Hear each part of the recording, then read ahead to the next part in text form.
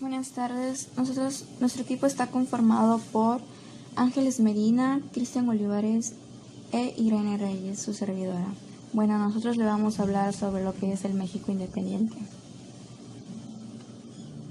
Bien, ¿cómo era la educación pública en el México independiente?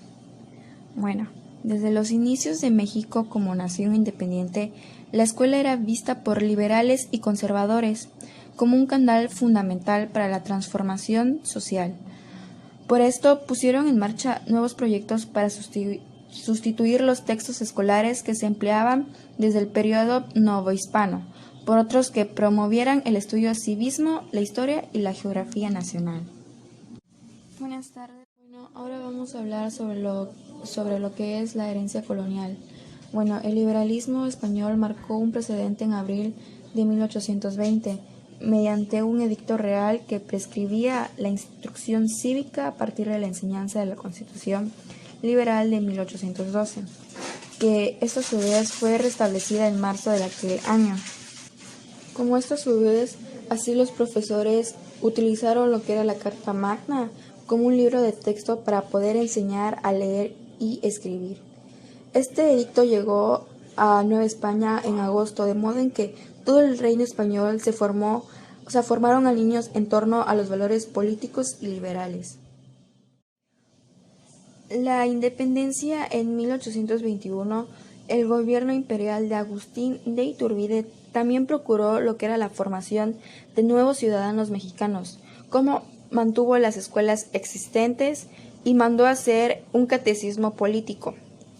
Con el establecimiento del régimen republicano en 1824, en el artículo 5 de la Constitución Política se delegó a los estados el fomento de la educación.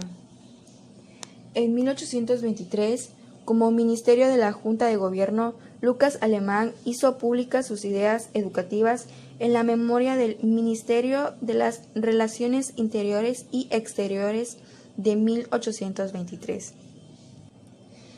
Esto a su vez que expuso de nuevo en 1830 durante la presidencia de Anastasio Bustamante, quien añadió que no se podía implementar lo que era el sistema federal y que era necesario conservar los rasgos institucionales, relacionales y características de la sociedad colonial que había permitido su funcionamiento armónico. Bueno, en el año 1840, una ordenanza enfatizaba lo que era la enseñanza del catolicismo. ¿A qué va con esto? A que le daba mayor importancia. ¿Para qué? Para obtener lo que era su licencia, los preceptores necesitaban profesores con esa religión y que contaran con un certificado emitido por sus párrafos. ¿De qué frecuentaban con los sacramentos? Bueno, después de 3 años, en lo que eran las bases orgánicas que fungieron como texto constitucional y mantenían el régimen centralista. Esto obviamente estableció a que la enseñanza debía estar orientada hacia una finalidad religiosa, de manera en que ésta fue empleada como bandera de lucha para cuestionar los nuevos planes de estudio y libros de texto, entre otros aspectos. En 1853, el gobierno decretó lo que era así obligatorio dedicar media hora por la mañana y media por la tarde lo que era recitar la doctrina cristiana. Y solo el 11% de la población en la edad escolar asistía a lo que era la escuela. Esto pasó en 1857. Después de 2 años, durante lo que era la Guerra de Reforma, el presidente Benito Juárez, por medio del manifestó lo que era la nación del 7 de julio de 1859. Esto obviamente estableció que el gobierno liberal de la República procuraría que aumentara el número de establecimientos de educación primaria gratuitos, pues esto convenció de que mediante la instrucción de los pueblos podían alcanzar lo que era la prosperidad, añadiendo que su gobierno promoviera lo que era la fomentaría de la publicación y la circulación de manuales sencillos y claros sobre los derechos y obligaciones de la hombre y la mujer en la sociedad. La original escuela municipal fue incorporada a la Compañía Lancasteriana en honor al inglés Joseph Lancaster, quien popularizó la técnica pedagógica de la enseñanza mutua, la cual consistía en que los alumnos más avanzados instruyen a otros compañeros, es decir, que prácticamente tomaban el papel del maestro. La original escuela. Por otro lado, estaban las escuelas municipales, las cuales eran costeadas por el ayuntamiento.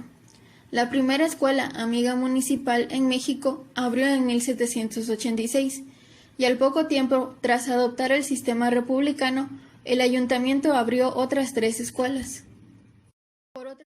También estaban las escuelas parroquiales, las cuales tuvieron su origen en el periodo novohispano, conocidas como escuelas pías, eso por ser gratuitas y admitir a estudiantes sin distinción étnica. En esas escuelas enseñaban lectura, escritura, doctrina cristiana y matemáticas en un nivel elemental. ¿Qué eran las escuelas amigas? Las escuelas denominadas amigas eran en su mayoría particulares, aunque también hubo municipales. Muchas de estas operaban en casas de profesoras y por lo general asistían a ellas niñas a quienes se les enseñaba religión, moral, castellano, literatura, música, dibujo y nociones de pinturas. Todo esto enfocado en las mujeres, haciendo que así ellas tomen un poco de conocimiento y vayan adquiriendo y enriqueciendo más la forma de su aprendizaje, tomando noción de algunos temas considerados novedosos como la historia antigua y moderna, la historia mexicana y natural, así como la geografía, aritmética y teneduría de libros, medicina doméstica, higiene, economía doméstica e idiomas, como inglés, francés e italiano. Las escuelas amigas se enfocaban más en las mujeres, haciendo que ellas enriquezcan su conocimiento para que pudieran depender de ellas mismas.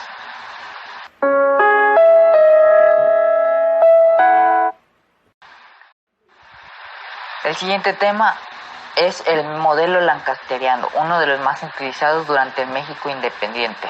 El método rompía con lo tradicional de la educación entre el docente y el alumno, ya que ahora también podía enseñar a alguien que estaba en proceso de aprender, en este caso alguien que aún es el alumno.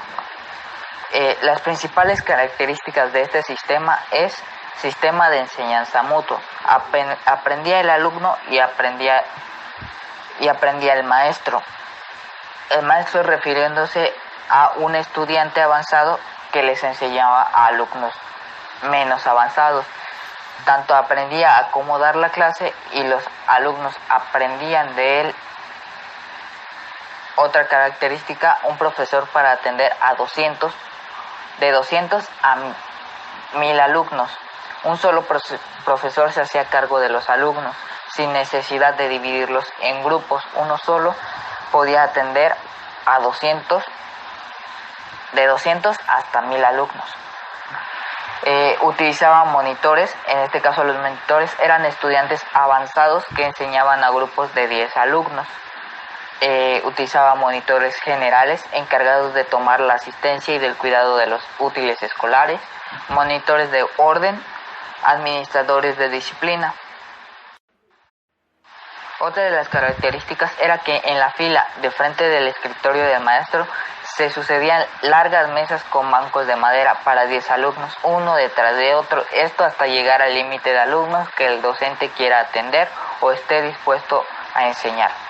En cada clase se colocaba en la primera mesa un telégrafo que servía para indicar el número de esta, en este caso el número de alumnos con el que contaba. Al frente también, en una plataforma de madera, se ubicaba el escritorio del profesor y 2 bufetes para los monitores de orden.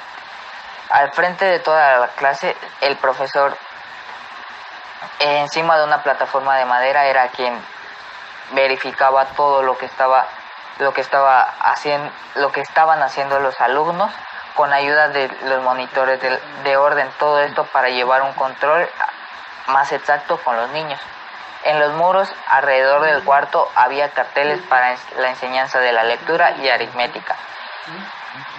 Esto enfocado más en el aprendizaje para los niños que hoy conocemos como visuales, ya que estos van adquiriendo la información de una forma más adecuada. y más exacta para ellos. Esto era utilizado en el método lancasteriano más por obligación hacia los niños de que a donde volteen tengan que ver la información para así poder retenerla, que por, como hoy conocemos, utilizado método visual.